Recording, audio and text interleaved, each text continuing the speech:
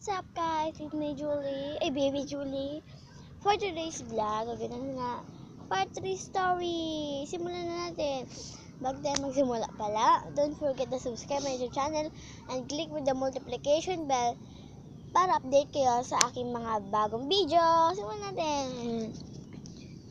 Hindi po ako simulan na po. Ang huwad na aso at ang uwak. Isang araw, masayang-masaya si Uwak maglakbay para maghanap ng makakain at maya-maya pa ay may nakita itong isang karne. At nilipad niya ito at inilagay sa taas ng puno. Di nagtagal ay dumating si Aso at inuto niya si Uwak. Sabi ni Aso, "Uwak, napakagaling mo naman maghanap ng pagkain." At masayang sumigaw-sigaw si Uwak hanggang sa mahulog ang karne.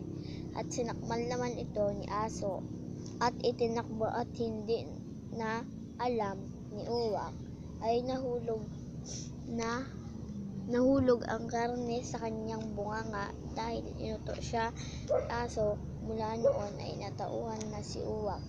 Mula noon hindi nagpauto si Uwak. Ang wakas. Thank you for the soon.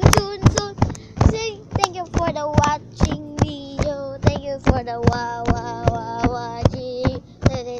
Thank you for watching. Thank you.